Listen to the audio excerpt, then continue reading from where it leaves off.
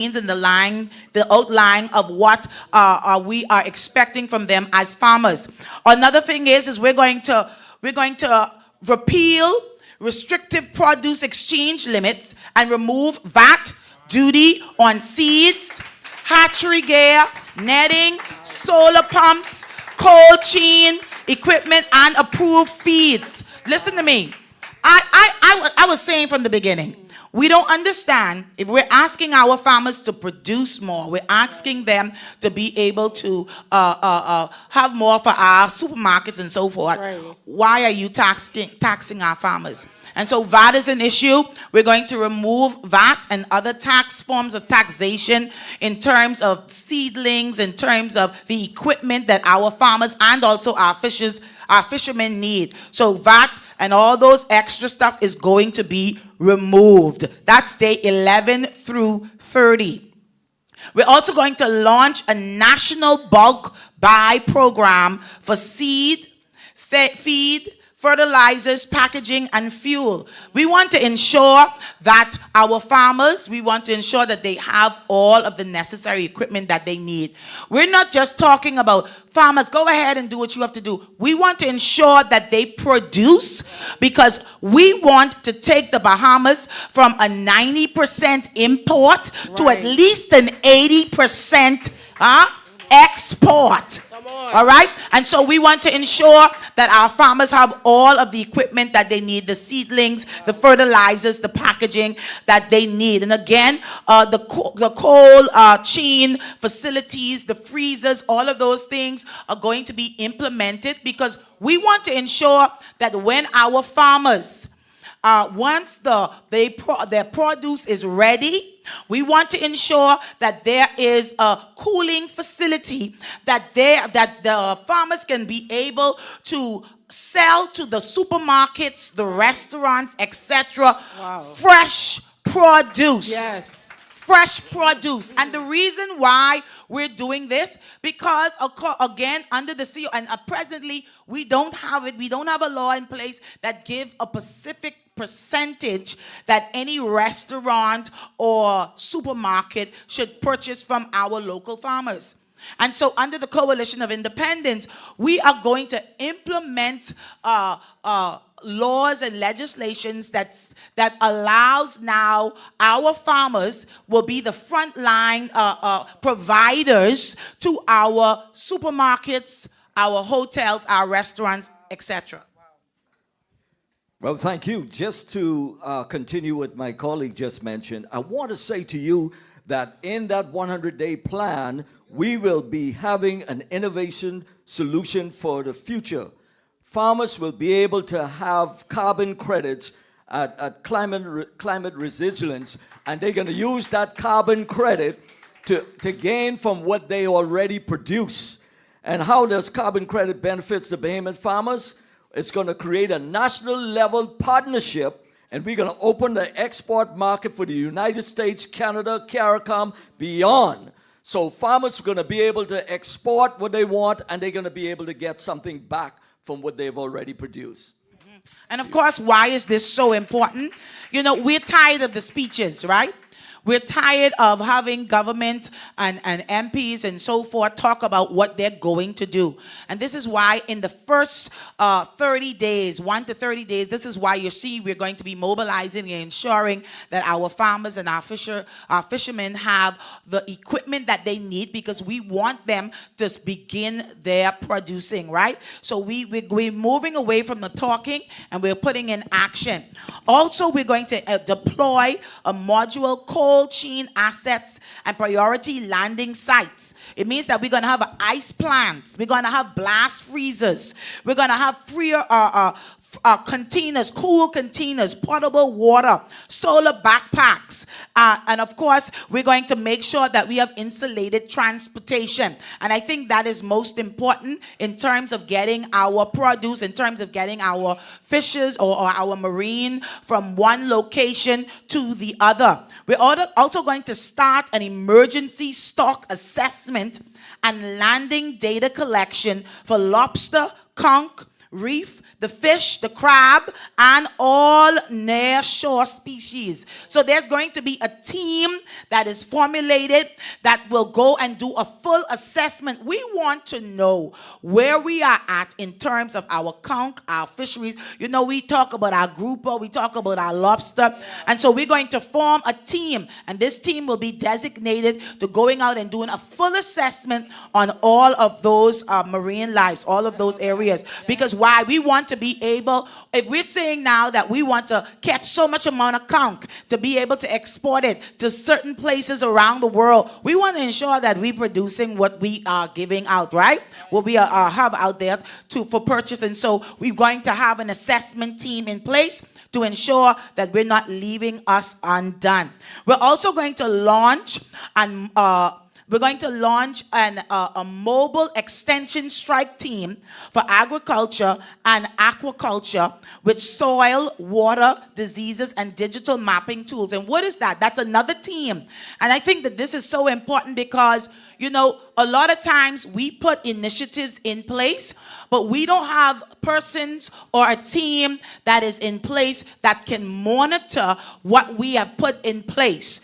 And so we're going to put a team together that's going to be able to assess and monitor our water, whether or not we have I'm the scientist type, Right. but definitely I could be able to put all the mobility in action and make sure that it's done. Right. And so we're going to have the experts in that field who is going to come together. And I want you to understand, we have a lot of marine biologists. Yeah. We have a lot of marine biologists who are well capable. They have the full educational background that is needed, and they also have the expertise that are sitting around the world. We want to bring our people back home. Yes. So that they can be able to function within these departments. And so we're going to formalize that team so that they can be able to ensure that what we are taking out to the world, ain't nobody can be able to say that we send some kind of conch There with you some go. kind of disease, right? right. That's All right. We also going to start a national seed feeding and fingerling security program that we can be able to ensure that we know, okay, if we're talking about tomatoes and we're talking about celeries and we're talking about all of those good stuff, we want to make sure that we have the seedlings in place. We want to make sure that the farmers have all of those things that they need, and so we're going to start that program. I think there are so many persons in the Bahamas that, you know, they might not be farming on a large scale, but they're most certainly doing backyard farming and other small farming. And so we want to ensure that these persons have access to seedlings as well. I'm going to pause for a moment for my colleague. Thank you. Also, everyone thinks that farming is just a cutlass in a hat. They don't want to get into farming. So we're going to now make sure that to educate our students, we're going to make sure in that 100-day rollout that in the schools, students will be able to start their farming in the school. So all of the schools will be able to have their backyard farming in the back of their schools. That's what we're going to do, because it's not just a cutlass and a hat.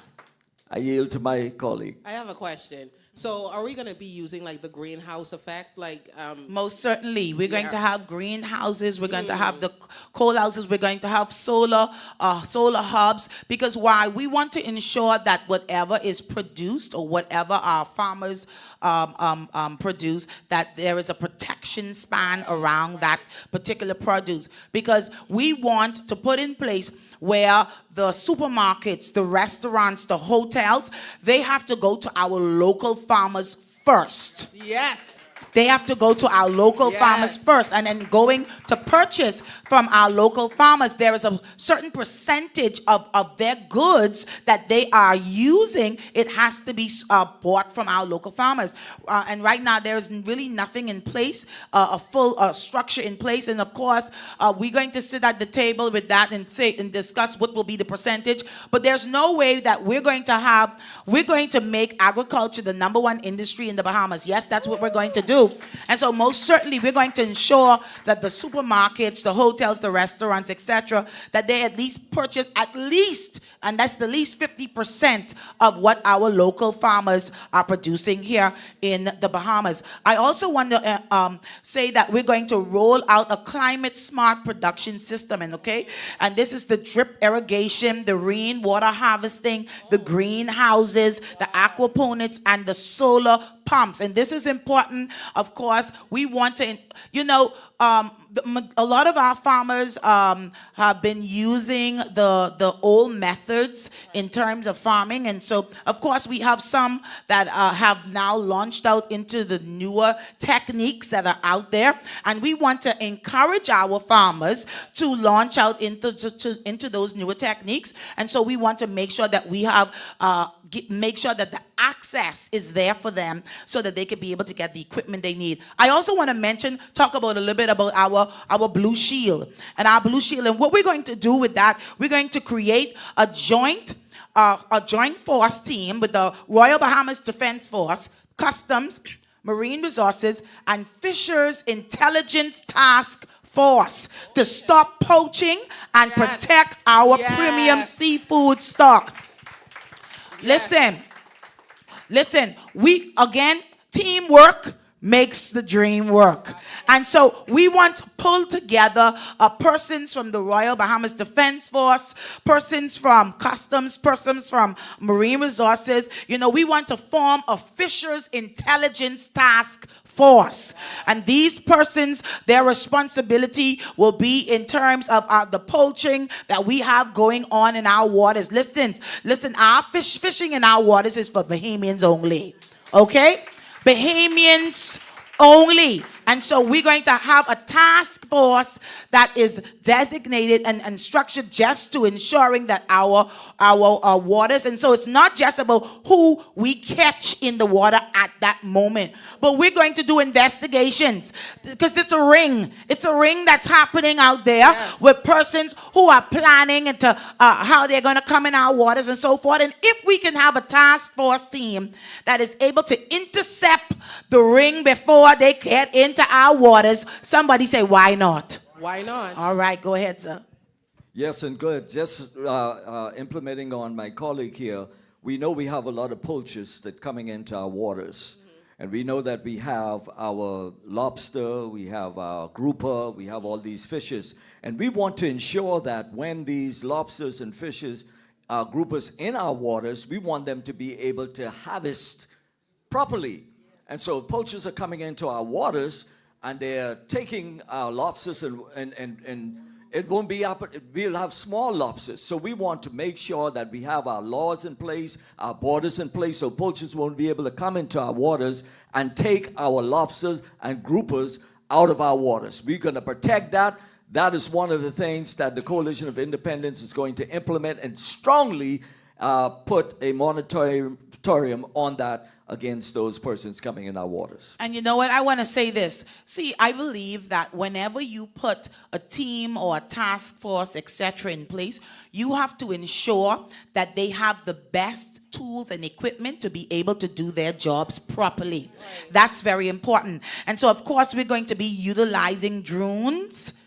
They're going to be purchased, and you will get an opportunity to see them. Okay. We're going to be using drones. We're going to be using radar, hotlines, rapid prosecution. So listen, it ain't going to be no long wait in terms of prosecution for persons who are captured in our waters. We're going to use real-time landing intelligence from fishing communities. So we're going to ensure that our task force has the tools that they need to make sure that no one is in our waters who should not be there.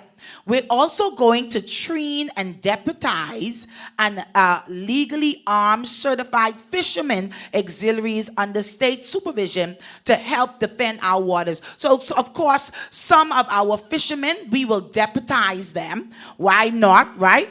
Why not? Because in a lot of cases, our fishermen are out to sea and they are the ones who are first-handedly seeing these poachers in our waters. So some of our fishermen will be deputized where they will be able to seize any boats and etc., ships or whomever is out there. And of course, they're going to call in for the relative enforcement. And of course, because they would have been the ones, let me make sure I say it right because I don't get myself in trouble. Of course, right. because they will be the ones who would have notified and seized these vessels, any poachers' boats that trained fishermen assess or seize will be transferred through legal fortitude to them or to their cooperatives. So that means if a fisherman is out to sea who has been deputized and he sees a poacher with their boat out there and hundreds of thousands of our fishes or our lobsters, etc., they can seize the boat. And of course, once the investigation has taken place, then of course that fisherman can be able to put application to be able to own the vessel that the poacher had. I love that. Yes. That's our day 31 to 60. That's day 31 to 60. Tag, you're it. All right. My colleague is doing a wonderful job. Give her a round of applause Absolutely. with she her is. presentation. Yes. One thing I want to add to that is quality and certification. We want to establish Bahamian quality standards and certification for organic produce. And so what happened is that's part of the food security, because we want to ensure that persons who are serving food and producing these things, they have a standard. And so we're going to roll that out to make sure that they are certified and they're able to show that they're qualified for what they're doing. So when you say organic, you mean that, you know, you have the high-end food stores that have their organic goods usually, and it's so expensive. Right. So you mean that regular people will be able to pay for these organic products? That's that we're right. gonna- Wow, that's really, really good. That's right. Because I realize that in the Bahamas, we have a lot of people getting sick. That's right. And cancer is rampant in our country. And I believe it's because of the food we're eating, a lot of imported stuff, and we don't know what we're getting. And so this is amazing because we need to feed ourselves. We need to save our people. And this is a great vision that we have. Continue on, ma'am. Most certainly. Of course, we are on our day 61 to 100. And of course, this is where we launch our pilot projects. And when I say pilot projects, we talked earlier about the assessment of our canals. Okay, and this is very important because this is going to be a game changer in terms of our agriculture and marine resources, right? The canals. And so once the canals would have already been assessed, and of course our experts would have given us to go ahead after they would have assessed the different biology terms and all of that stuff, the waters and all of that, to make sure that everything is safe and it's in its procured place. Then, of course, we're going to launch our pilot projects where we're going to have those experts, of course, our marine biologists who we're going to call back home, who are going to oversee the operations of the canals, the fish farming, etc. And it's going to be conch, it's going to be lobster, it's going to be grouper, and all of our snappers and all of that. There are many canals, several canals within the Commonwealth of the Bahamas. We're going to utilize those canals. So that will be the Great pilot idea. project Great vision. will begin. Yes. Now, I want to say this. If for any reason, after the assessment of our canals, that we are informed by our experts that there isn't sufficient whether the flow of water or whatever is needed for any particular marine, then we're going to move it to land. Okay, because we're not going to be stopped in this season. We're moving forward. So we'll move it to land, and of course, then we'll present another outline that will show how that will work. And one more thing I want to mention as well. Listen again, the Bahamas sits in two hemisphere, we can grow anything. And of course, under our agriculture, under the COI, we are going to implement farming in every single island of the Commonwealth of the Come on Bahamas. now, come And I'm on. talking about major farming, okay? Because there are certain islands that will be structured towards certain produce, certain vegetables, or certain fruits. And of course, we're also going to manufacture those items. What doesn't go to sell to our supermarkets or restaurants, etc., in the Bahamas, what isn't exported as a whole, then we will can those items and we will send them out to the Yes. world to be sold in the Yes. different stores, etc., around the world. When I say to you that agriculture and marine resources is going to be the number one industry in the Commonwealth of the Bahamas, take it to my word. Let's see how I get in. Do you have anything to add? Yes, and exactly what my colleague said. That is going to reduce our $1 billion import food bill. Wow. That's what it's going to do. My colleague, you just hit it right on the nose. Congratulations. Thank you. Okay, congratulations to you both. How do you feel about our agriculture and fisheries, and what is the other thing?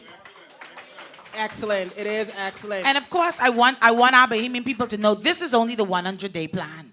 This is what we're going to do once we get in office. You can begin to count the days with us as you begin to see everything that is in our plan roll out.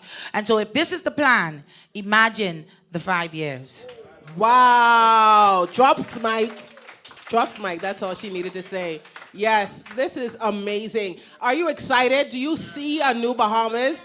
We are actually walking into something that is bigger than ourselves, something that other countries can come and glean from and say, you know something, if they could do it, we can do it too. We are a nation that sits in two hemispheres, like she said. So we can grow anything. We can have greenhouses. We can do anything we put our minds to. And don't allow anyone to say it cannot be done, because nothing is impossible in this great Absolutely. Bahama land. Absolutely nothing is impossible. I'm going to give you 30 seconds, and I'm going to give you 30 seconds to close. Okay, well, for those persons who are watching us live in the Bahamas, I want to say to the local farmers, this is a great opportunity for you to take a part of what the Coalition of Independence is rolling out in our next 100-day plan.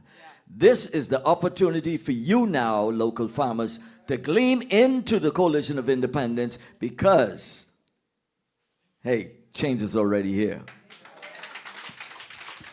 I don't know if that was 30 minutes, but whatever you left over, I can take it. Second. What I want to seconds. say, first of all, I want to let the farmers know that they will not be left out. Come on. Of course, this is a plan that has been put in place. Yes. But guess what? There is a seat at the table for our farmers. Yes. So I want to make that clear. So when the COI gets in place, listen, we're going to call all of our farmers, and I think we have either under or a little over 700 registered farmers. We're going to call all of our farmers to the table, because guess what? Moving forward, you're going to be involved. We want to ensure that you are a part of what the plan is. I also want to mention, listen, with this agricultural system that will be put in place under the Coalition of Independence, you don't have to worry about the transport of the produce and our marine. Now, I know that there's another section, 100-day coming, that will probably speak towards that, but I'm excited about that particular part, our ships that's going to transport our produce from one island to the next island. I'm excited, really excited Yes. about that. And I'm excited about what's going to come within the 5-year span that the Coalition of Independence will be in government, because we're going to have cruise ships, baby, that's going to be going to the world. I want to end with this. Anglistan! Anglistan!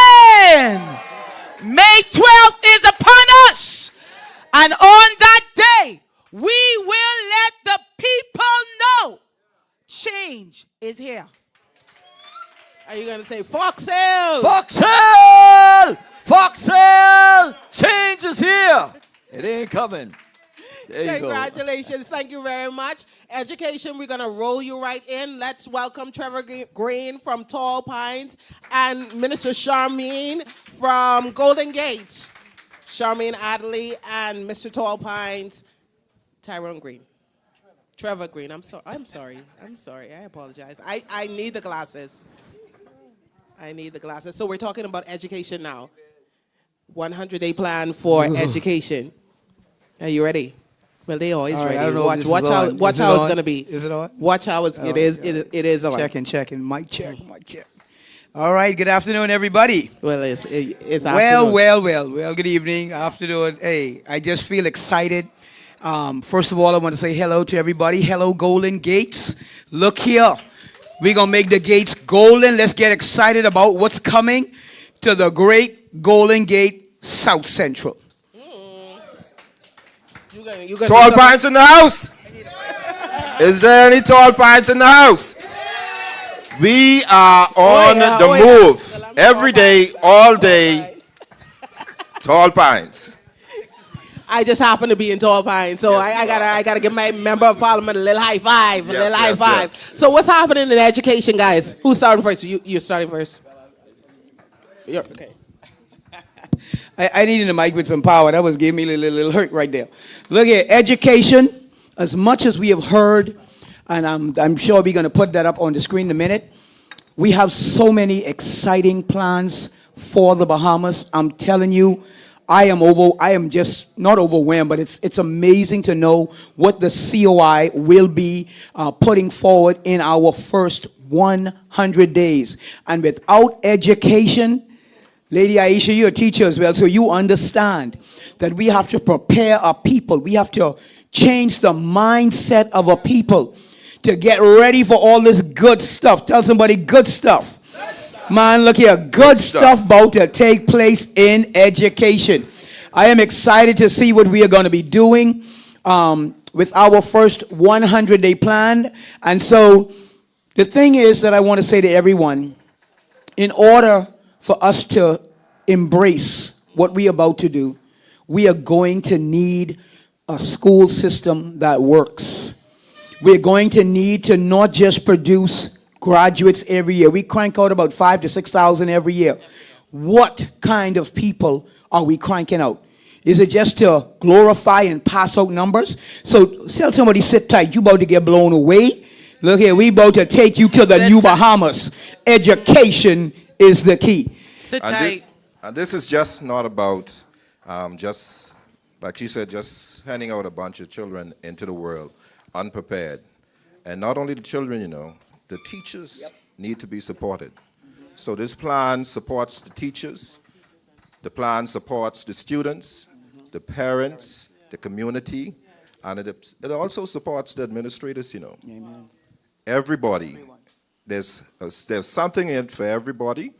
And at the beginning of the COI's government, this is an actionable plan, a plan that will work, a plan that will bring things into focus, and a plan that is measurable. That is very important. It is measurable. It'll be placed on a board so that everyone can see as we move from day to day what the plan is about and what we should be doing and what we should have accomplished.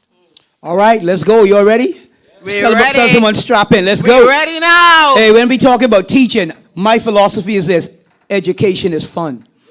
If you're not enjoying the classroom, nothing children hate more than a boring classroom. So we got to ramp it up. Look here, go text somebody, call some teachers, tell them, and let's take a look. Let's go Bahamas. Let's go to the new Bahamas. Let's go. Let's go up. Take it up for me. Mr. Producer, change is definitely here. And here we go. Day one. Say day one. Day Day one. All right, 1 through 10. Here's what we're going to do. Let's go. That's too high. Let's go to the front. Let's go to day one. I want everybody to be following along with us.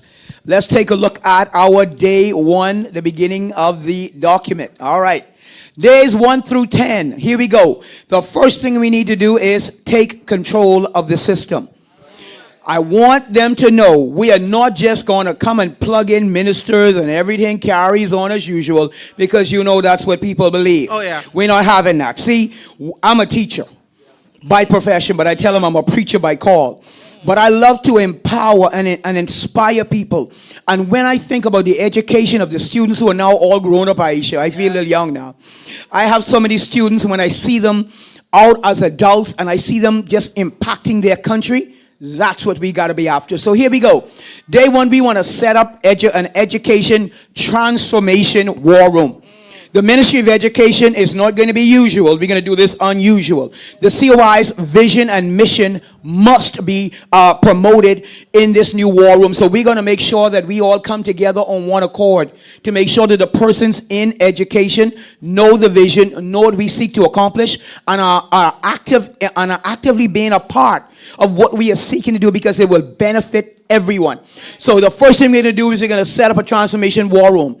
Then we're going to launch a 21-day readiness audit. We have to know the status of the schools. What's really going on? We're going to dig into that so we can find out what we need to fix and how do we get about fixing it. So we need to do an audit. 21 days.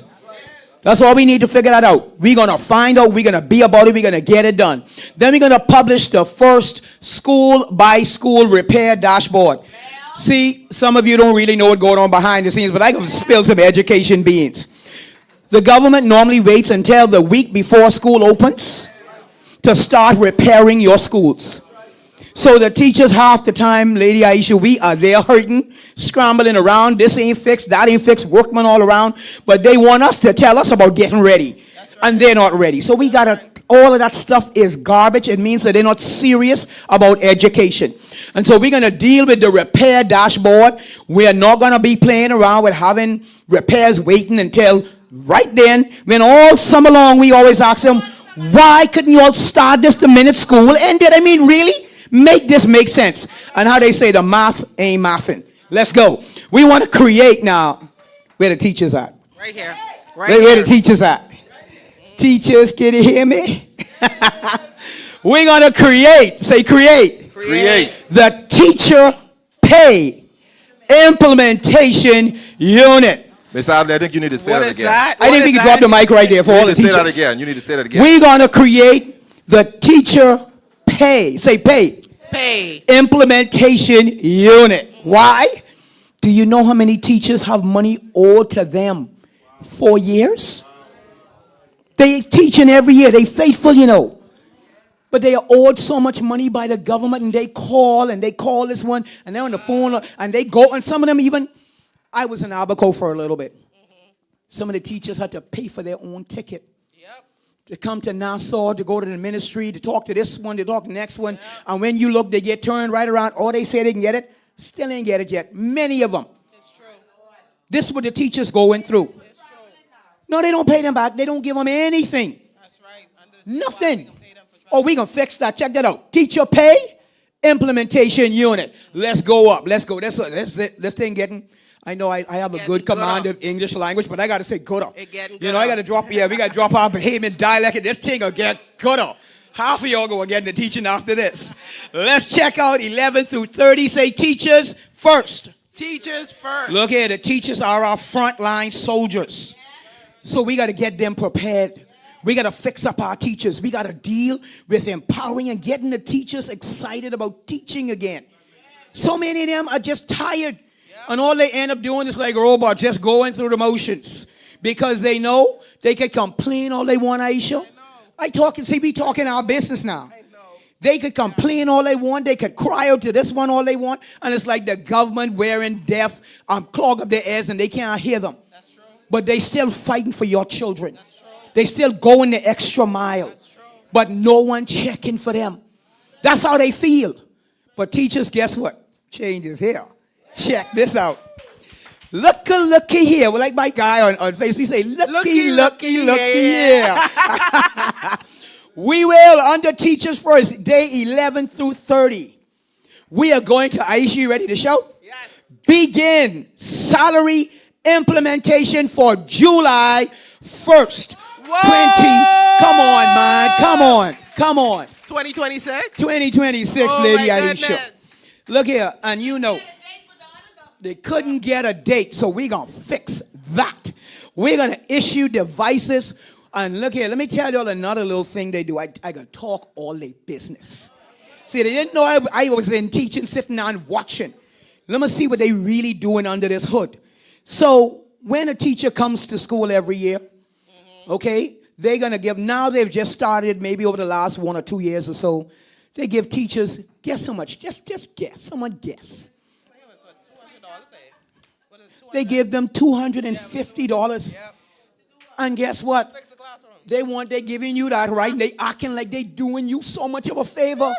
When any true teacher will tell you the amount of money we spend on a daily, you know what? Teachers go to bed, as much as they have their own families, some of them, they go home with a mind, how can I make this lesson work?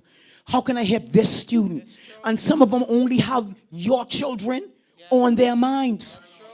See, this is the heart of us as teachers, you know.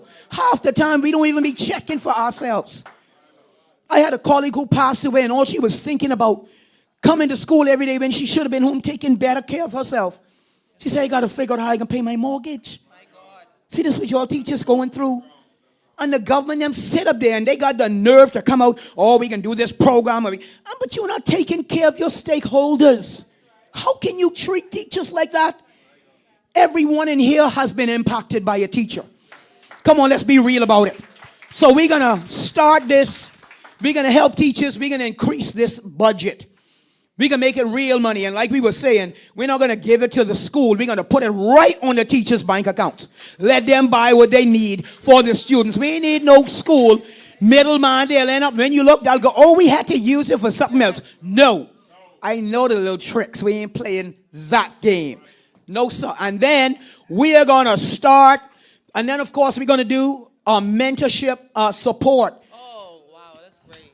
Yeah. Come on. We need that. We need support. Can you imagine after having taught the whole day? I literally had days when I have 5 periods the whole day. Yeah. So once I finish one class, I'm into the next one, into the next. Take a quick lunch break, half the time you can't even eat. Then you're going into the next one, and then school bell ring you out. You take a breath, then you got to go home, mark papers now. When you're supposed to have time for yourself and time to take care of your family.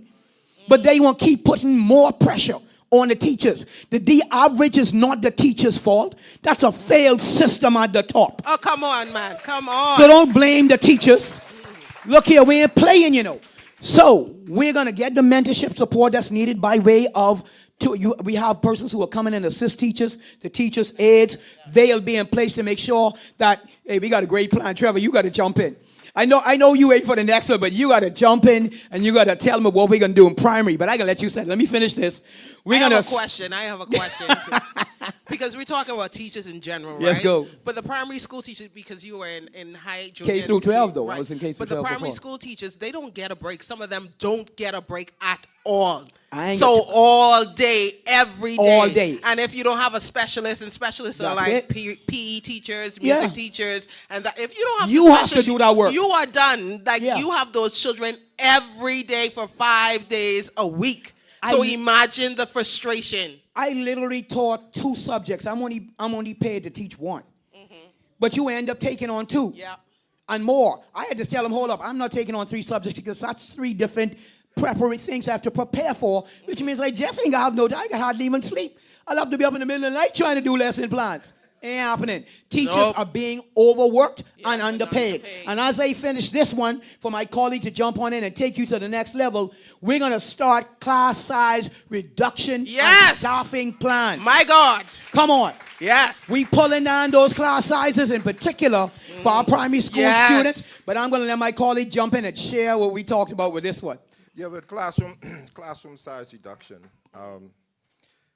You know, normally people, we think about building other schools, but there's a more simpler way because the goal is, well, according to scientific studies, the goal is at the nominal is 10 students per one teacher. Yeah. That's the ratio.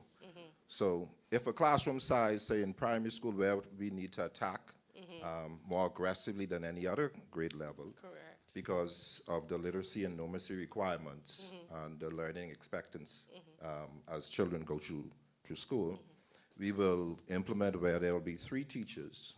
There will be Wow. a team teaching situation, and what that'll do, that will immediately reduce the classroom size. Even though you have 30 students in in that classroom, you have 3 teachers, 10 students per teacher.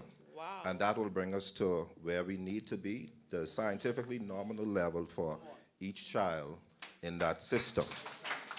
So it'll be like team teaching? Exactly. That will be team teaching. Right. And those teachers, they will aggressively hold on to 10 students. Okay. And they will do all the work for those 10 students. Now, of course, you know, they can team teaching, you can also switch up. Right. You know, depending on the subject and, you know, what you're doing at the time. And you could also cross and stuff like that. You know, yeah, and that'll be the most efficient way to avoid all that millions of dollars in building schools. Right. We can do that right away.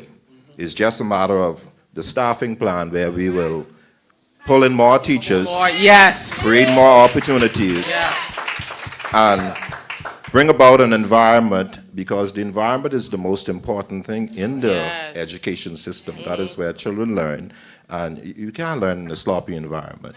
You know, yeah, that is the one simple little thing that can be done. Just hire more teachers, put them in the classroom, and make sure that by the time the children get to beginning of upper primary, they are able to read at grade level. Now, I can tell you something interesting about, well, let's move on to day 31 to 60, learning, attendance, and support. National literacy and numeracy diagnostics. Presently, we have about and this is really bad, we have a 30 to 40% literacy rate in the schools. Whoa. What that says is that for every one child, basically, there's another child that is not reading at grade level. Grade level. Yeah. Now, the child may be able to read, but that comprehension at that grade level, they are lacking in that. Similarly, if you look at what comes out of school, look at the adult population. Now, the adult population has a 95.5% literacy rate.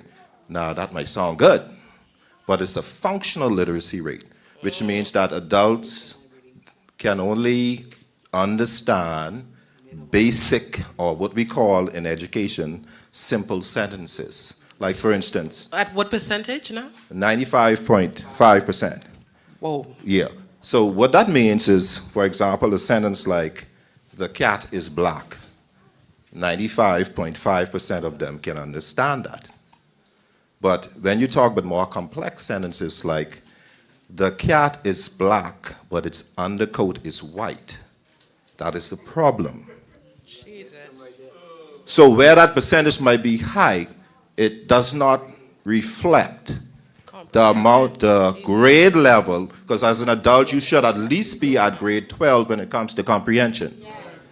No, you're not. So that is why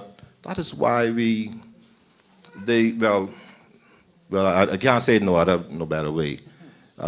They created a nation of employees. Just to be employed. That's what I was about to tell you. They can't Yeah. think critically to own. Yeah, they mean to do it. They Yeah, can't. They can't. created They a don't. nation. They can't own. They're not thinking Yeah. to own. Of So employees. so this is why when we go around canvassing and talking to people and we talk about this new Bahamas, we talk about fisheries and agriculture and the hospital and they're like, how that gonna happen? It ain't gonna ever happen Where the money because coming from? it's They a can't see it. systematic enslaved mind Yeah. that has happened for years. Man, mind you, even in that, when we go campaigning, we must remember what the Lord said. Go ahead. You know, the Lord said that we need to really speak so people could understand. You know, so But doing it makes sense now. Yeah, doing Yeah. your initial contact with persons, you have to have to sum them up assess, very yeah. quickly, Yeah. and then you speak accordingly. Like the first couple of seconds, Yeah. you gotta figure But it out. With national literacy and numeracy diagnostic, there will be diagnostics assessments done within preschool to ensure that we have an idea where our children are and where they need to be. And no child under Ministry of Education, run by myself and Miss Adley, will leave grade 3 without being able to read and comprehend at that level. Because the second you step over into lower upper primary, you begin to read, to learn it. And if that child cannot read, then we'll start the same old process again of creating a nation of employees, workers, and hence the assembly line continues. So let's move on to District Student Support Team and Mental Health Response. There's going to be a lot of help. Simply put, there's going to be a lot of help for various needs. You know, we'll put together the guidance counselors. It's more like an attack team, a war room, so that when our children are in need, you'd be surprised how many children live in homes where they are not just physically abused, but sexually abused, you know. Yeah. I have, as a police officer, I've worked in various communities where children are actually prostituted by the parents. Listen, we didn't. And they go to school. I And are expected to function yes. in a learning environment Yes. that does not lend to their psyche after experiencing such a thing. I'm telling you, it's true. So I've experienced it. Yes, we need to support our children in a way that is unheard of, to make sure that they are not just learning, you know, but they are learning meaningfully.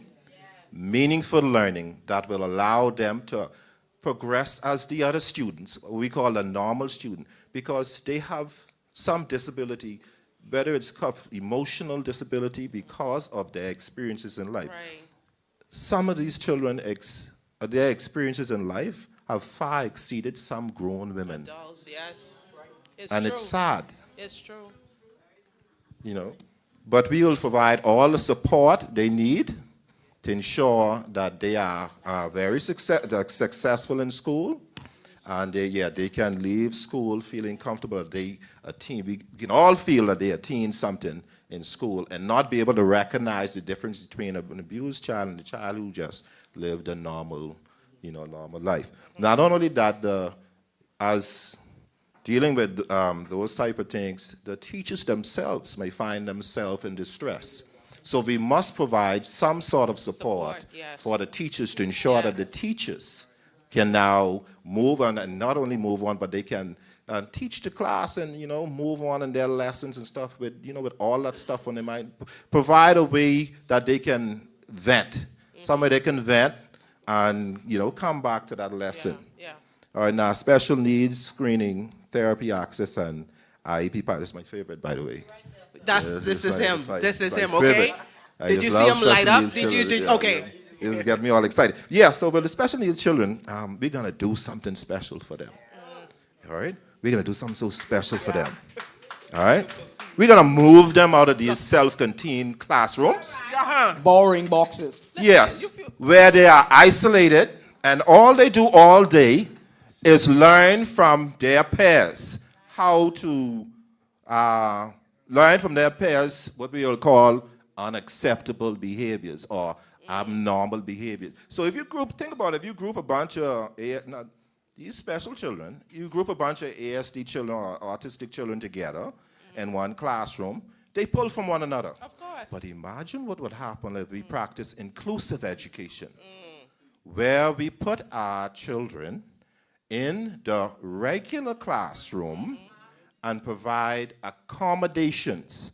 Now, some people say reasonable accommodations. Okay, we could say reasonable accommodation, but we can put them in an LRE where they can have they could put them in a learning environment where they can have reasonable accommodations. They can develop their social skills because they will pull their social skills from the normal child in the environment. Yes. And they will be able to succeed in life. One of the tragedies that I saw was when I was traveling in the back of, it's many years ago, in the back of that school, CCC, between CCC and T.A. Thompson. And they have a school for the blind and a school for the deaf. Well, I mean, I would prefer to say hearing impaired and vision impaired, you know, but that's what they have there.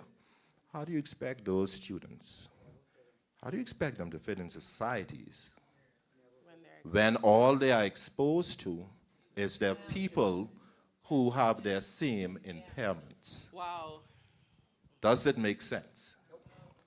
And it's a very simple thing, you know. All you have to do, and this is a wonderful way to create job opportunities with teachers' aid in the classroom, or what we would call paraprofessionals.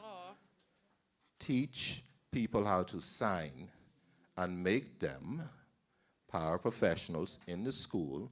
They sit, this is done around the world, they sit beside the child and they sign. If the teacher can't sign, then they will sign the lesson for the child. That way the child is, and the child learns something that is vital to getting along in this, on this planet. They learn socialization. Oh, yes. That is very important. They learn how to deal with adversities. Yes. They learn how to live. And you know what the most hurtful, I've been on this a little while, right? Okay. I'm just so mesmerized. Yeah, but just one more thing. And I really need y'all to think about it. I need my audience to think about this. As a parent with a child with special needs, you know why some parents linger sometimes, especially when they have like things like cancer and different ailments? Because they are so concerned about the well-being of that child. But imagine in the New Bahamas. Come on now. In the New Bahamas. Come on. Where their child possessed the necessary social skills. Where they go through a ministry properly developed transition program. Yes. A program that teaches them how to shop, how to live, how to work, how to get along with others in our societies. The parent can be at peace. Yeah. Let's go on the district student support team on matter. I love that. Well, we've been there, but let's do attendance, transport, and welfare interventions. Well, I think the most important part of this, what we will look at, attendance, transport, and welfare intervention. Simply, you know, too many children go to schools far away from where they live. All we have to do is correct that. Yeah. That isn't hard, right? No. Okay, what we can do, we want to do it in the middle of the school year. So when let the administrators and everybody get all the necessary information together, compile it, have a group. We'll have a group at the ministry. What they will do is they will start sending out letters, calling parents, directing them to a school within their neighborhood. If they need assistance, because most likely some can cry, some person can say, okay, what about uniform? We can assist with that. That's only right that we assist with that, seeing that we're moving the children. That'll avoid a lot of transportation issues, a lot of attendance issues, and that app that is going to be used to follow our students. That app could be powerful. Parents should love that. Yes, yes. That app, if your child don't come to school, you can get a text. Boom. Love it. If your child does well in school, you can send you a text too. That's right. If your child does something bad in school, well, we can send you a text for that too. We ain't just concentrate on the bad because that's not balanced. We can concentrate on the good as well to balance it off. And then we can make sure busing transportations are available for persons who cannot afford transportation or bus fare for their children. So you pull it up on the main street, children walk, and And take the children to school. Babies. Yeah. And even with that, if I may just there, it's going to be so important because even in high school, for the most part, a lot of children say they come into school, but they don't come to school. See, we have to work. Parents and teachers need to get back on one accord. Yes, ma'am.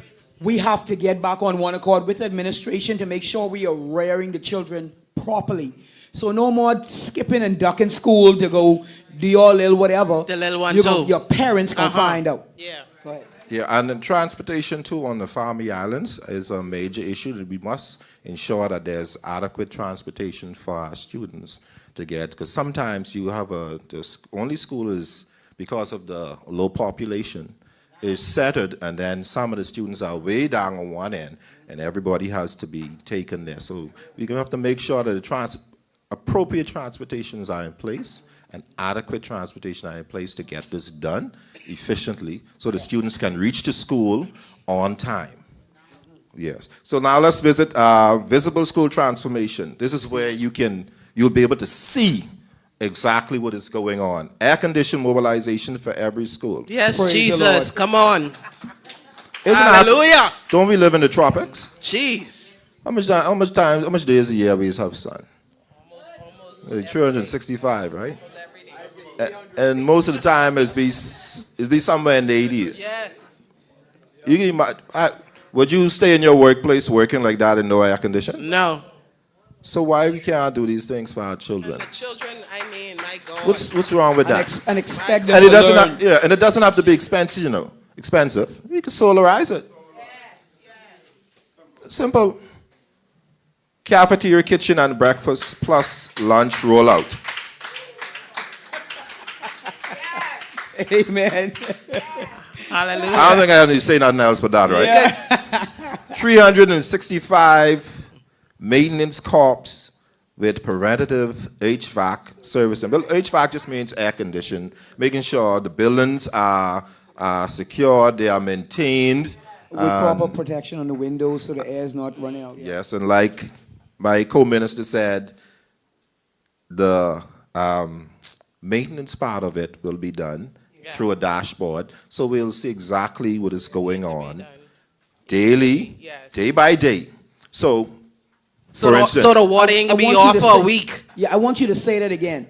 We have a dashboard. We use Yeah. technology to create the dashboard because once we have already identified where the situations are, the dashboard, just like they do at a restaurant, fast food, Yeah. they see what order has been placed, so we can deal with that. We don't have to leave it there forever. You deal with it. Okay, Yes. this needs to be done. This school needs that. When you do it, check it off the box. Simple. So, So, that- right- so we are excited about education, right? But we have one more to go. So I'm gonna give Yeah, you okay, guys okay. the So, wrap up yeah. now. Yes. all right, so just smart classroom safety and parent applied with parent app delivery. So that's basically what I touched on so far. All right, so I want you all parents. I want the parents to get very excited, especially my special excited, needs. I'm excited. Especially my special needs parents get very excited because life for your child is about to change. Yes. As you know it. For the better. And For before the better. Before we go, I want us to just show the next one quick thing on the next page. I think it's important for the teachers to know what we plan to do when we talk about salary. So if you can scroll up quickly, Mr. Producer, we can hit that and we'll be out. Yeah. And so this one, right over there. Yeah, this Pillar one number right here. one, right there. Look, right look, there, look, right he there. had to get up for that one. Yeah. We got to touch that one right there. Boy, sorry out the school system right now. So the COI's plan, we're talking about teachers first. Respect, pay, resource retention. Number one says, it says deliver pay with no delay. Say that again. Deliver pay pay with no delay. Spread the Deliver pay with no delay. I love that. And we're going to let you all read the rest, but our plan is to take every teacher's salary from where it is now, 25,000 base, to 45,000 to 80,000 base. Where's the money coming from? We already have the money. Let's expand your mind and look at the Sovereign Wealth Fund. We rich. They just don't want you to We know got it. the money, honey. We got that and more. All we gotta do is Deliver put that pay with without no delay. delay. No travel With budget. no delay. No traveling up and down. We can put that in education. Yes. Give our ministers of education a rousing round of applause. Tall Pines, I come in tomorrow. Tall Pines, he coming Hey, tomorrow. Golden Gate, you know I'm there, so let's do this. Let's the do seat this. vacant, put me in it. Let's go. Let's go, let's go, let's go. What do you think about our education plan? Second to none. I must say second to none. And we're going to have the Minister of Culture come up. And as she is coming, I'm going to tell you a little story. As they were speaking, it's two things I want to say. It was something that I heard or saw in the newspaper talking about a patient at the hospital that was deaf, I think, and they didn't have someone to do sign language, and this person was sitting in the emergency room for a very long time because they didn't have that this is, you see where our country is? You see the state where our country is. And also, when I was in university, there was a story that we did in sociology, and we had to get this book, and the book was McDonaldization. And it sounds strange because it's like McDonald's. And they said that you systematically learn how to do things like McDonald's. So when people go to McDonald's, they teach them and they train them how to make a Big Mac and how to make fries and how to do all of this. So when you, as the customer, come and you say something different, they don't know how to do it because they've already been trained to doing it one way. So we're breaking the system in the brain, and we're going to emancipate ourselves from the slavery that they have kept us in this country. Welcome to the new Bahamas! Yes, welcome Miss Linda Christina Stubbs, the mother of the gardens. Welcome, welcome, mother, welcome. Thank you. So we're talking about culture. We're talking about culture. Well, let's get among into other it. Things. Yeah. Let's get into it. My 100-day plan. Yeah, 100-day plan. Okay, waiting for it to come up. Okay. When you're ready, Waiting for you. stand by. Stand by. This is so exciting. I mean, I'm ready to go. I'm ready to go. Listen, go and, well, you can't register to vote. Go and vote. If you're registered, go out there and vote. Put in the COI as the next governing party of the Bahamas so that these 100-day plans could be in effect on day one and you can see the new Bahamas. You know, Aisha. Yes, ma'am. I heard the chairman of the Parliamentary Registration Department mention that there's over 200,000 persons. Where they come from? I'm hoping they're Bahamians. Well, yeah. Yeah. So, but guess what? What? What's that? The time still is waiting. going to come when they go into that poll. They're going to vote COI. Come on now. That's what the Holy Spirit has revealed to me. They're going to vote COI. All day, every day. Oh, yeah. They realize this government flamming them. Yeah. So I am excited about culture. Yes, I know you are. I'm excited about beautifying the country. Of course. And I'm excited about the emergence of media because it all goes together. Okay. All right? And if you know me, you know. If you know, you know. If you know, you know. There. Culture is the baby. So, looking at culture from day one, first of all, we've never had a Ministry of Culture By itself. by itself. Yeah. Culture was always attached to tourism Right. and Sports. youth, sports, and culture. Yes. So culture never got the kind of attention that it really deserves. Right. And we know culture is the heartbeat of any nation. Our culture. Yes. And it is the one area of our country that I feel never got a fair shake, as they would say. When we think of culture, and I was reminded before coming up here that culture isn't just Junkanoo. Well, Junkanoo is the largest section of culture in our Bahamas. And when you go to Bay Street and you see Junkanoo, you would realize that, or you may not know that that wasn't done by the government of the Bahamas. That performance and the look is coming out of the pockets of the ordinary Bahamian on Bay Street You're right. performing. You're right. All right? We made it happen. We make it look the way it does. Yeah. And the government, like everything else, would give you peanuts And exactly, they'll take the credit. They'll want to take the credit for it. And like the teachers and everyone else, we were always under remunerated to put on Junkanoo in the Bahamas. So now, in day one, we're going to establish a Ministry of Culture. Okay. As the Minister of Culture, I have a vision for what that should look like. Okay. All right? I want you to be able to walk. Imagine now, you walk into this building and you're greeted by a beautiful greeter, and then who escorts you to this receptionist desk, right? And this receptionist then direct you to the area of culture that you would be there to visit. So you would have Junkanoo, of course. So there will be a department of Junkanoo. There will be a department for performing arts. There will be a department for music.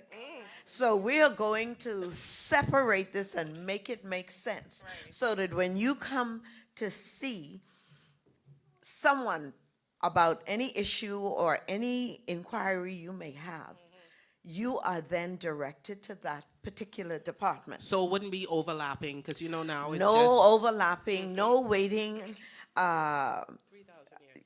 forever to see someone, and then you could possibly leave without seeing anyone. All right?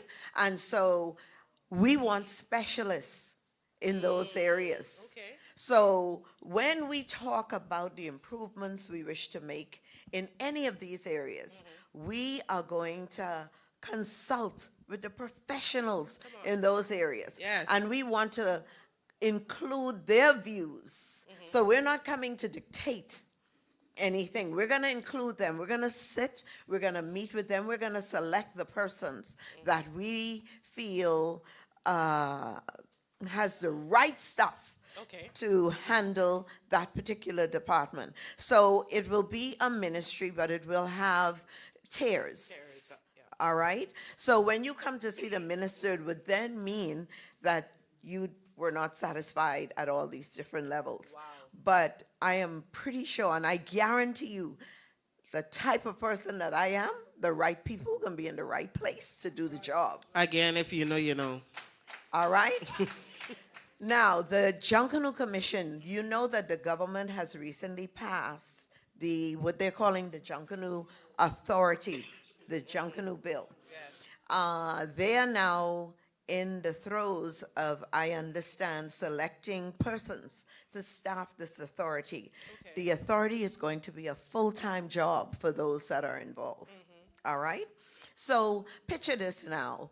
For 53 years and counting, you didn't even have a Ministry of Culture. But now there's going to be an authority just for Junkanoo. So I don't hear a vision for the rest of culture coming out from the government. So which then says to me, they don't have a vision. All they're doing is piggybacking off what the COI has put in place these past 2 years. Yes. They are in our vision. They're on our Facebook pages. They're on our platform, yes. and gleaning everything that the COI Just has. eating it up, just eating it all up. eating it up. Yeah. And now they're going to come with their fake vision over these next few weeks. Don't be fooled by that. Don't be fooled. So tell me about these 100 days. What is going to happen? Well, like I said, we have to establish the department. Yes, what is we culture? have to find Yes. a location Yes. as to where we're going to be located.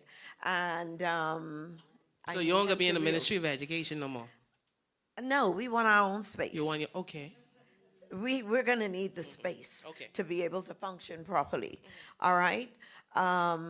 We are going to establish an amphitheater because we're seeking to acquire property just east of East Street, Eastern Bay, all of that property on the north side. We're going to seek to acquire to set up an amphitheater for total performances. Great. Tourists coming off of the cruise ship docks, they are going to really have an experience. Right. Because every aspect of culture will be on display, including giving Baha men the job they really, really deserve. Wow. And other Yes, entertainers. yes, yes. Okay? And so we are excited about that major amphitheater experience that everybody's going to be able to enjoy. You will be able to see Junkanoo 365 days of the year.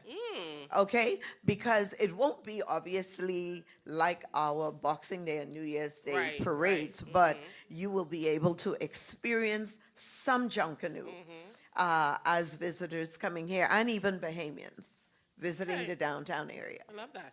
Yeah. So that's the beginning of what will happen for culture. Now, we know, and people get a little sensitive about when you talk about culture, you just don't understand how sensitive culture is in our country.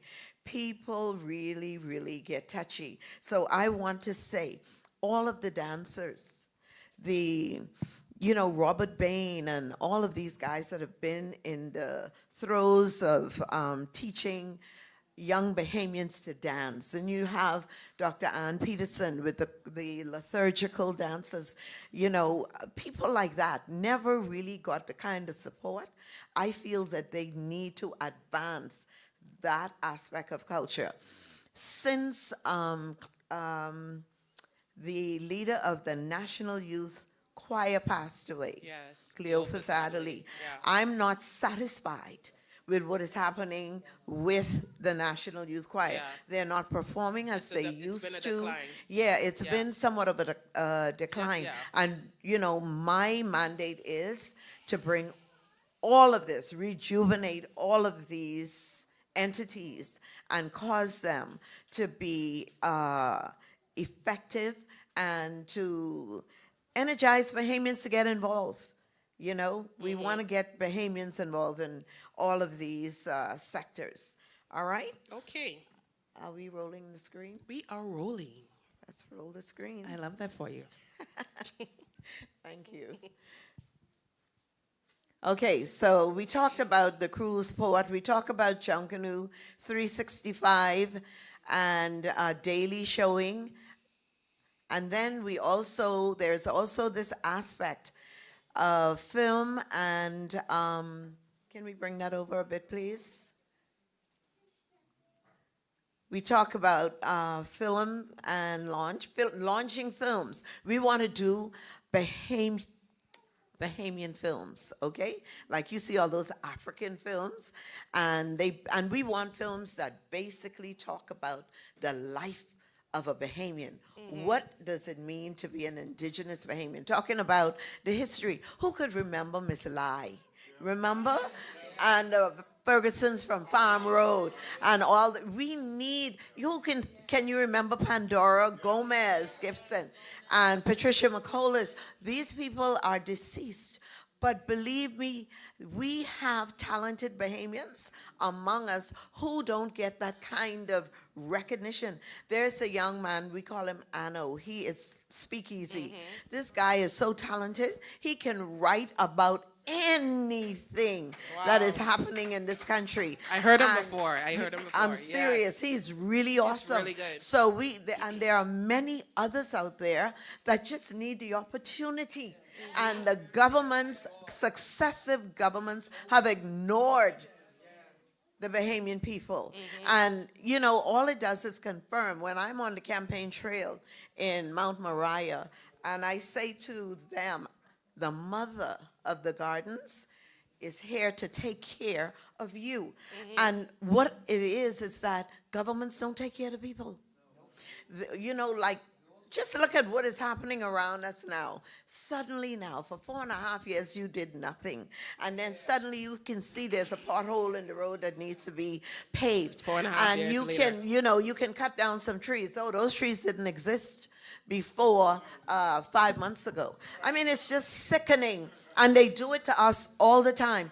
And they've done it to us so much that we've become Desensitized to it. desensitized to Yes. what they should be doing, and we don't expect much because we haven't gotten much. And so we feel that that's our way of life. We should just be in sufferation all the time. It's really, really sad. And I can tell you the COI is here to bring about all of the changes. And I know that my colleagues ahead of me has shared some awesome ideas. Can we get more on the cultural? Okay, and so we're going to create industry. I heard it in the audience. Yes, we are going to create industries in culture, and you would probably want to know, Linda, what type of industries. Well, first of all, you remember the Drumbeat Club. You remember the Dirty Dicks. You remember all of the nightlife. I remember. Yeah, they were a little, yeah. Sorry. Yeah. Okay, you remember the Palace? No. You're all young. Yes, so there's no more nightlife in the Bahamas. Clean nightlife. Yeah, clean, yeah. And so nightlife that tourists can feel comfortable And safe. in and safe Yes. in going to Yes. and merging with Bahamians and having a good time. Right. There is one very, very important aspect of culture I have not yet mentioned. Well, you live right up just now, so what is it? That's the religious part of culture. Okay. All right? So there is going to be a department for that as well.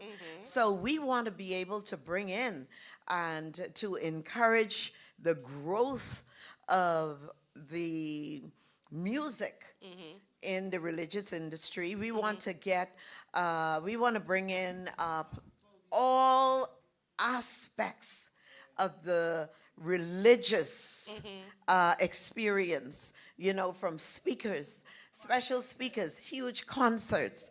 And we want to, whenever we have a concert, we want to ensure that Bahamians are 100% included. All right? And then you bring in the foreigners as your highlighter, but we have tremendous plans. And obviously, we can't go through the fine details, but I can tell you, I already know some groups I have pegged to bring in here the minute I am assigned my Ministry of Culture. And I want to say to Bahamians, God has given us a unique opportunity. Why do you say unique, Linda? Unique because we have never had in the history of the Bahamas a third party who's leading the charge in these upcoming general elections. Okay? We are leading the charge. We are the ones with the vision. And I got to take this moment to thank our modern Joshua, who's still in his 40s. He's no old man like the other who's going to be 80 and the other who's in his 60s. We have a modern day Joshua in the person of Lincoln Michael Bain. And I have said time after time, I would never have entered frontline politics if I had to be a PLP today or an FNM. I would never, because I could not be led by the people that lead those parties. All right? Not only do they not have vision, they have no credibility. Okay? And they treat us so indignantly. I could never, after walking through my constituency and seeing the poverty in 2026. These people have led us for 53 years. And all they did was put their feet on the poor, the ordinary Bahamians. They stepped on us to get where they wanted to go. And they left us at the bottom to just suffer and die. And then not only that, they don't give us proper health care. So they give the foreigners all of the benefits I know my colleague from South Beach can make sure that the Bahamian people are going to be treated differently when they go down to social services. Yes. But I am telling you, Bahamians, God has given us an opportunity to change this paradigm, to get rid of the PLP and F&M. They got rid of the UBP, correct? The UBP is only a figment of your imagination. The PLP or the F&M, one of them, their head is on the chopping block because the other one will become the official opposition to the COI.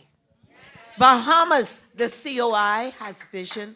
The COI has people who are qualified. Notice, I've never seen the PLP or F&M in all my life. I've never seen them name shadow ministers who could sit and speak intelligently about their vision and where they intend to go and to take this country in the future. And I will tell you all, if you miss and put the COI in that House of Assembly, you would have no need for elections.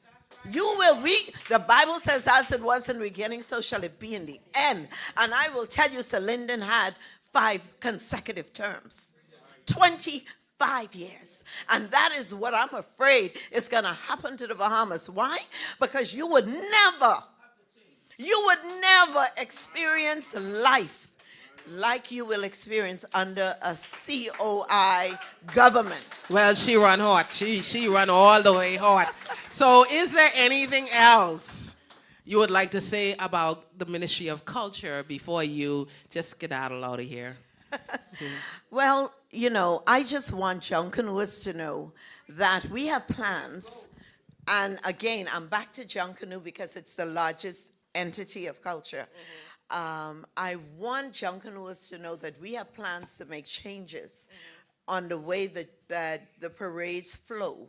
We don't want to go in the circle we've gone in. You know something, there's something about marching around in a circle, you know. I mean, there's no growth. I like that. Yeah, there's no growth, you know, no real growth. And so we're looking at bringing Junkanoo from east of Bay Street across Rawson Square. And I want you all to know that not only am I responsible for Junkanoo and culture, I also have the task of beautifying this country. And I have done it for 2 decades. The only Prime Minister, Aisha, I did not work directly with was Sir Lyndon.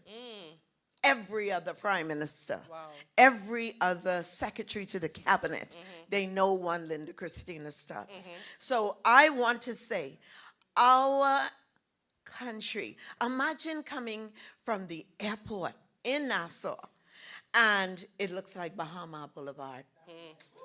You know, another thing that really bothers me, apart from the fact that we have to do billboards, I want billboards to be done in such a way that you rent a space.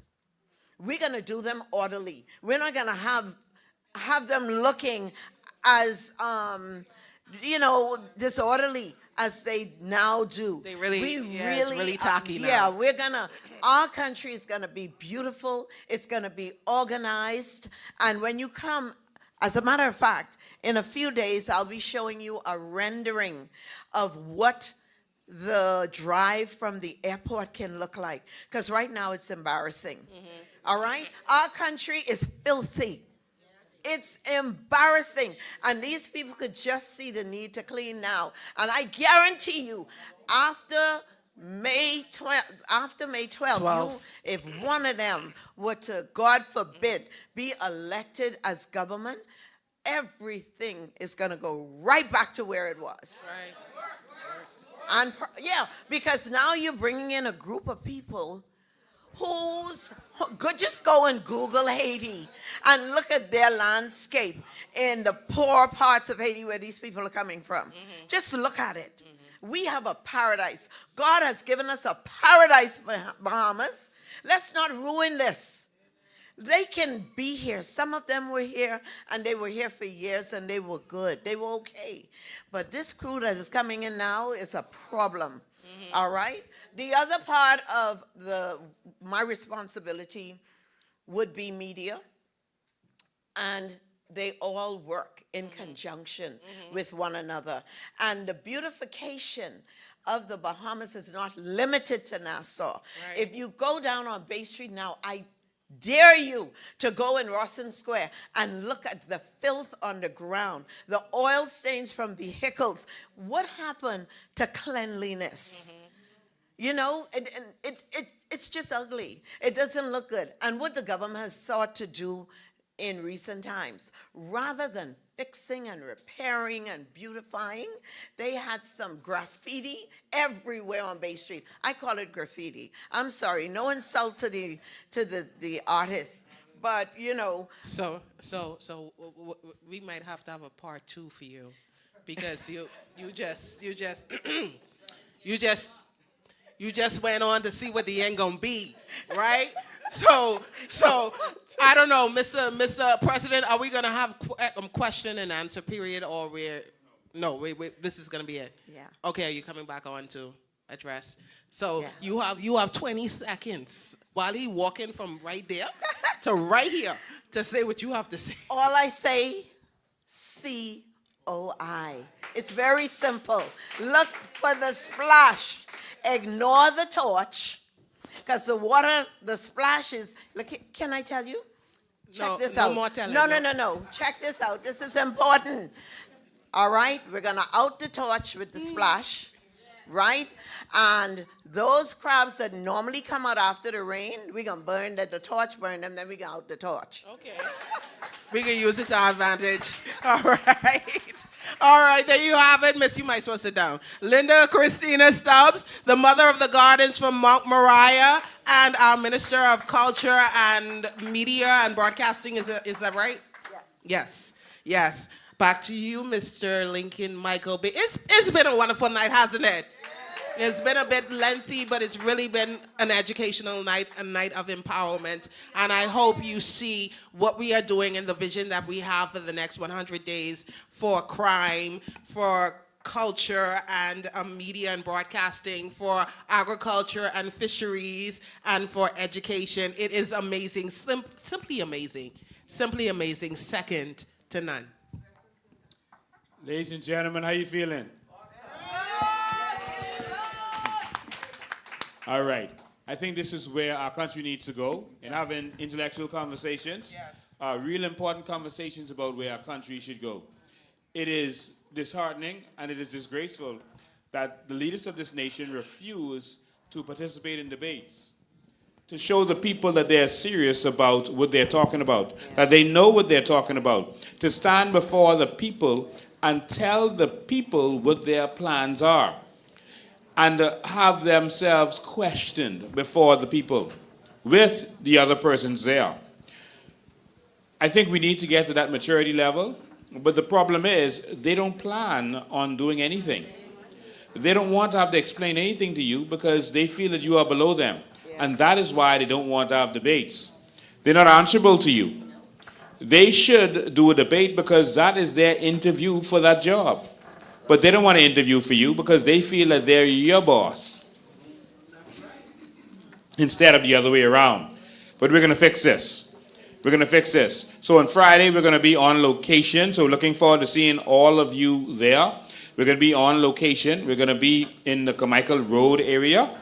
And we look forward to you joining us out there on location. We're taking this to the neighborhoods, y'all. We're taking this to the people. And so we're going to be on the streets with them every Sunday and Friday. We're going to be out there. We'll be choosing Friday this time because there is the nomination day on Thursday. And so, but we're going to be doing Sundays and Thursdays. Sorry about that. But this week we're going to do Friday. And we're going to be in Carmichael. And then on Sunday, next Sunday, we're going to move to Freetown. And where to go after that? Okay, I hear you. And so we're gonna move around this country and make sure that we spread the message to the streets. How that sound? I love it. Yeah, so we're still going after the registrar general. If the registrar, the commissioner of the registry elections, and that's because a lot of strange things are happening. And we need your help to watch the polls, and so volunteer, to watch one of the Yes, polls somewhere. yes. Doesn't have to be in your constituency. You could decide to help anybody, no matter where you live, and just be a part of that. We got to watch these polls. Yes. Because they're going to try to cheat at the polls. And so we got to be vigilant for what is going on. I saw they were asking me questions about my immigration plan. Well, our immigration plan. And they were saying that we need to go to the Constitution. I heard the Tribune. All of a sudden, reporters are lawyers. Reporters understand the law. But they did to me what they don't do to anyone else. They were actually questioning what I was saying. They don't say, Brave Davis said this, but really it should be that. They don't say Michael Pindad said this, oh, but he'll need to do that. But of course, they're trying to challenge me. Yes. And every time they come for me, I deal with them. So during the by-election, the Tribune tried to come for me, questioning my declaration about where I get money from. And I had to show that they were one of my clients. Why were they pretending not to know that? And they came and denied that it was my client, and so I had to release the invoices and the emails showing that. But of course, they are pushing the agenda of the FNM, trying to get Brent Simonette's party back in there so they can rape and rob the country. So I understand. But let me just say to that Tribune reporter that you missed Article 13 of the Constitution. No, sir. All right, and I'll say this publicly. In constitutional law, I got a 105 out of 100. Wow. Oh, well, that part. They had to change the exam because of me. Wow. The exam was set up so you could possibly get over 100, but no one ever does. No one ever even gets an A in that exam. And I got 105 in constitutional law. And so don't come for me. But Article 13, it says that Parliament can make laws as relates to citizenship. Yes, sir.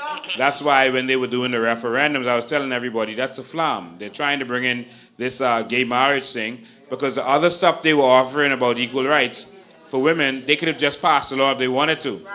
And they tried to make it seem like I didn't know what I was talking about, but when they lost, they came back and said, oh, we could just pass the law. Wow. And so that's what I was saying all the whole time. But we can pass the laws that we want. And so when we get in on day one, let me repeat this for you, the Tribune, there will be no more naturalizations moving forward. For those who in, you're in. But moving forward, we're going to protect our sovereignty. Yes. All right? Because that is the most important thing. Yes. And so for those who have a problem with us protecting our sovereignty, then I'm so sorry to say this, but this is our country.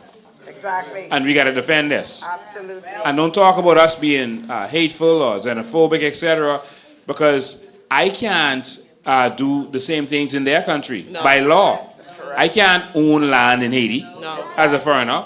So how come all of a sudden I want you to come here the right way and not take over our land is a problem? I'm a bad person.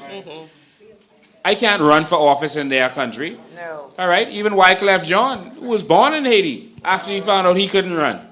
That's right. All right? Because he left Haiti. That's right. He couldn't run. And he's Asian. That's right.